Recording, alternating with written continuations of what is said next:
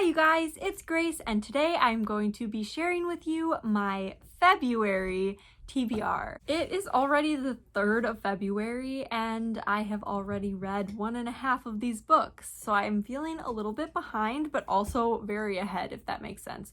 Behind in the sense that usually I would have filmed this by now, but ahead in the sense that I already have a book and a half read for this month, which means I also added one more book to my TBR because I didn't want to run out of things to read. That would be absolutely terrible. I'm going to talk very briefly about the book I just finished. That book is Her Volume 2 by Pierre-Alex Gentil. I thought this would be a fun book to read in February because it is a book of poems about women, essentially. So I thought it kind of fit into the Valentine's Day kind of theme. There were some love overtones and self-love and all of that. Spoiler alert, I didn't really end up liking this book that much, but I won't talk about that in this video. And then my current read is Love Your Life by Sophie Kinsella. So far, I am loving this book. It's so fun. The main character is so relatable. I honestly found myself laughing out loud about how similar she is to me at many points throughout this novel. I'm probably about 1/3 of the way through it at this point, and I read all of this morning in one sitting. It was just so good. I couldn't put it down. I was laughing. I was having a good time. This book follows our main character as she goes on a writing retreat to Italy. And while she's there, she meets this really attractive guy who's also on a retreat in Italy. And they kind of end up having this little fling while they're on this retreat. But then once they go back to like real life and reality back in London, things start to get a little less perfect. Then I have When the World Didn't End by Carolyn Kaufman. Yeah, this is another book of poems. It's the second book of poems in this installment by this author. The first one, I believe, is called Light Filters in Poems, and I wasn't a huge fan of the first book, but I had both of them, so I'm gonna get to this one. And I think February is just the month of poetry. Like, I don't know how many people think of Valentine's Day without thinking of poems, so I figured it would be as good a month as any to try to plow through this and see if I like the second one any better. Okay, this is probably about halfway through the month reading wise, so I'm gonna talk about House of Sky and Breath by Sarah J. Maas. This is a release in this month. It's coming out on February 15th, and it's the second book in the Crescent City series, which is Sarah J. Maas's new series from last year. Or was it 2 years ago? I think it was just last year. I loved the first book. I had such a fun time reading it, and I can't wait for the second book to come out.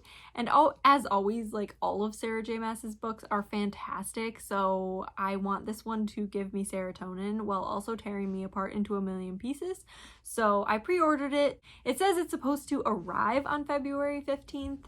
So I'm very hopeful that it does, and I'm going to plan my whole reading schedule for this month around when that book arrives, because I don't want to be in the middle of another book when it gets here, because I hate stopping halfway through a book and then having to jump back into it and like pick it up later.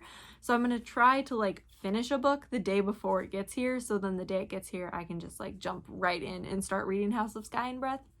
And I'm sure I'll fly through it in a few days, even though it is a long book, so that's why I have other stuff on my TBR as well.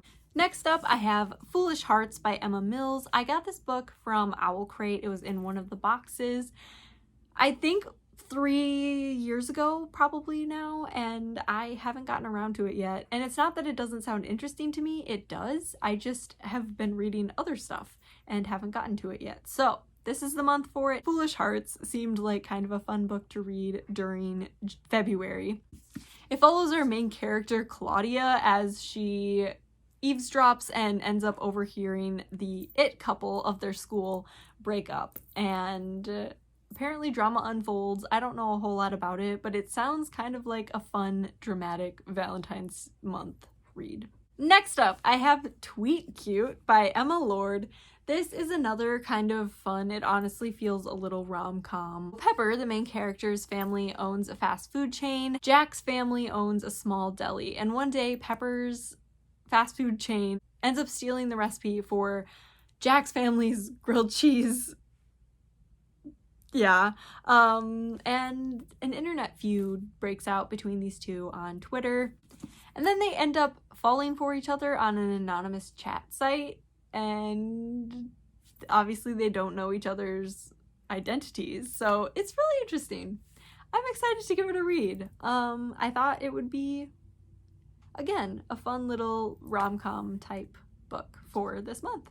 Okay, and the last book on my TBR, I have plenty more that I could read in February that would fit the vibe very well, but I felt like I should limit it to this many books, because if I'm being honest with myself, I probably won't read more books than the ones that are on this list. I'm hoping I can get to all of these. But yeah, Broken Things by Lauren Oliver. I honestly don't know why I was drawn to this one for February. When I first saw it, I thought it was gonna be like a contemporary romance, and I saw the word broken and I was like, broken heart, people during February, teehee. So I added it to my February TBR in my journal, and then I read the synopsis and I really don't think it's actually that much of a February read.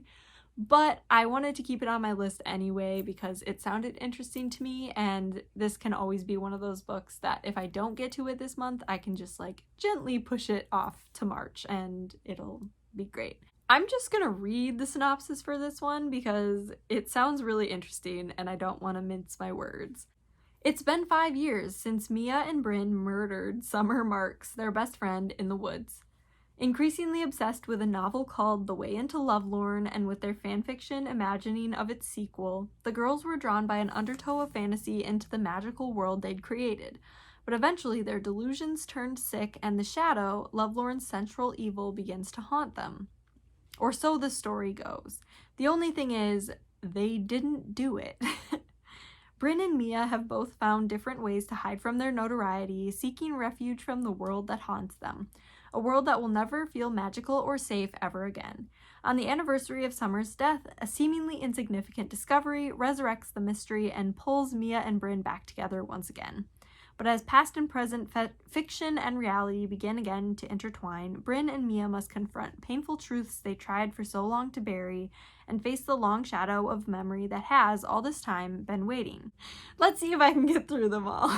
Please like this video if you enjoyed it, comment below what you are hoping to read in the month of February, and subscribe to my channel, and don't forget to hit that bell icon so you get notified whenever I upload a new video. I'll see you next time. Bye!